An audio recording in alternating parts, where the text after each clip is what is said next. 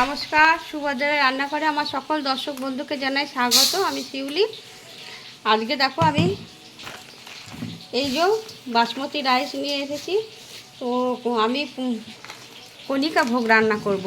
জগন্নাথ দেবের মহাপ্রসাদ কণিকা ভোগ, খুব প্রিয় একটা খাবার জগন্নাথ দেবের। তো আমি এই বাটি মেপে 2 বাটি চাল নিলাম। চালটা ভালো করে ধুয়ে 1 ঘন্টা মতন জলে ভিজিয়ে রাখবো। তারপরে জল ঝারিয়ে নিয়ে আমি ভোগটা কিভাবে রান্না করব সেটা তোমাদের আমি দেখাবো। খুব একটা বেশি ভালো করে দেখাবো না আজকে, যেহেতু আমি জগন্নাথ দেবের ভোগটা রান্না করছি। নিবেদন হবে আজকে আমার বাড়িতে, তো জগন্নাথ মহাপ্রভু আছে, তোমরা সকলেই জানো। যাই হোক, তো তোমরা আমার সাথে থাকো, আমি দেখাচ্ছি। দেখো আমি কণিকা ভোগ রান্না করতে কি কি নিচ্ছি দেখো। এটা হলো গোটা গরম মশলা নিয়েছি, ছোটো এলাচ আর দারচিনি, এটাকে আমি গুঁড়ো করে নেব। আর এখানে আছে জায়ফল, জায়ফলটা ভেঙে একটা টুকরো নিয়ে গুঁড়ো করব। আর জয়িত্রীটা ওর সাথে গুঁড়ো করব। আর এটা ফোড়নে দেব। আর গোলমরিচটা গুঁড়ো করে নেব। এগুলো আমি গুঁড়ো করে রেডি করে নিচ্ছি। দেখো আমি চালটা সুন্দর করে ঝাড়িয়ে জল ঝরিয়ে নিয়েছি রেডি করে। এবার আমি তোমাদের চলো, গ্যাসে কড়া বসিয়ে দিয়েছি।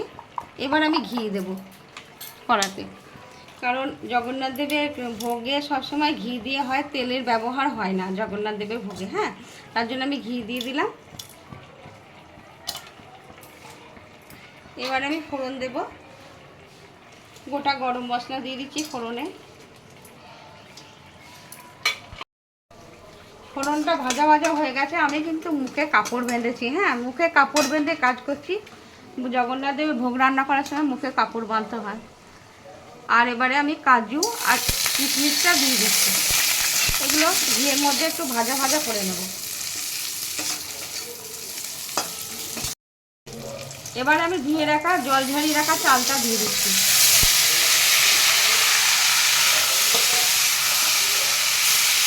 চালটা আমি কিছুক্ষণ ভেজে নেব।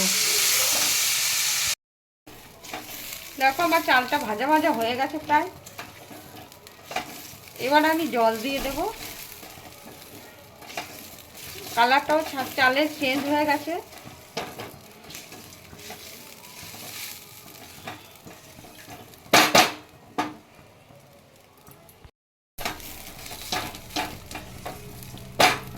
এবার আমি এই যে বাটি মেপে চাল দিয়েছিলাম, এই বাটি মেপেই আমি জল দেব। 2 বাটি চাল দিয়েছি, 4 বাটি জল দেব।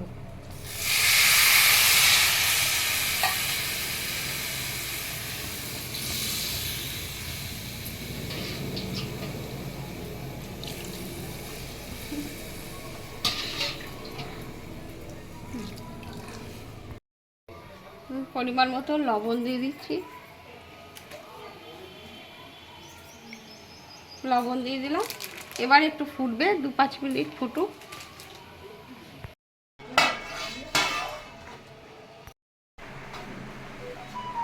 দেখো আমি খুলে দেখছি। এবারে আমি 1 বাটি থেকে কম একটু চিনি দিয়ে দিলাম। চিনিটা দিয়ে দিই। দেখো চিনিটা দেওয়া হয়ে গেছে। এবারে আর 2-4 মিনিট ফুটবে, তারপর আমি তোমাদের দেখাবো। আর আমি আর একটু চাপা দিয়ে রাখছি। এবার আমি চাপাটা খুলছি। এবারে আমি এই যে গোলমরিচ গুঁড়ো করে নিয়েছিলাম, আমি এই হামাম দৃষ্টিতেই সব করে নিয়েছি। হ্যাঁ, এটা গোলমরিচের গুঁড়ো ছড়িয়ে দিলাম ওপর থেকে। জগন্নাথ দেবের ভোগে জানো তো লঙ্কার ব্যবহার হয় না। আর কি দিচ্ছি, এটা হচ্ছে ওই ওই ছোটো এলাচ আর দারচিনি গুঁড়ো। আর এটা হচ্ছে জায়ফল আর জয়িত্রী গুঁড়ো, এগুলো আমি দিয়ে দিচ্ছি। দিয়ে এটাকে ভালো করে মিক্স করে নেব।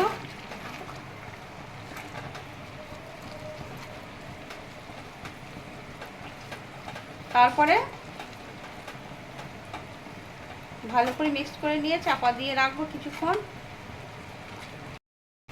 আমি একটু ঘি ওপর থেকে ছড়িয়ে দিচ্ছি।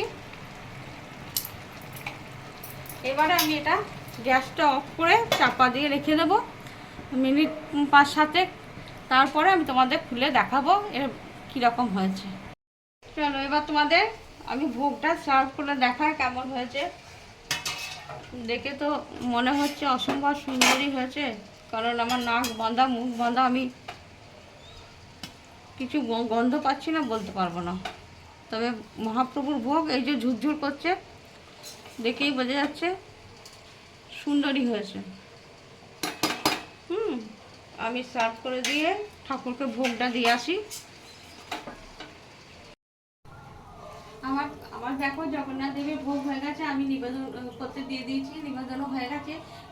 কণিকা ভোগ ঠাকুরের জন্য করেছি, ভাজা টাজা কয়েক রকম, একটু পনির টনির আর আলুর দম, পায়েস, সামান্য একটু ভোগ, একটু মিষ্টি ফল দিয়েছি, কারণ এবারে তো আমার শ্বশুরমশাই মারা গেছে বলে তেমন কিছু করতে পারিনি বা করিনি।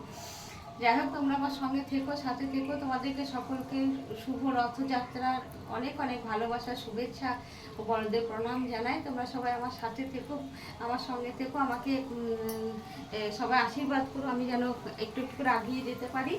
আর তোমরা সবাই আমার বলছি ভালো থেকো। আর এইভাবে একবার আমি যেভাবে কণিকা ভোগ রান্না করেছি, এইভাবে একবার তোমরা কণিকা ভোগ রান্না করে দেখো, খেয়েও, দেখবে ভীষণ ভালো লাগবে। তাহলে আজকের মতো সকলকে জানাই নমস্কার, অনেক ভালোবাসা।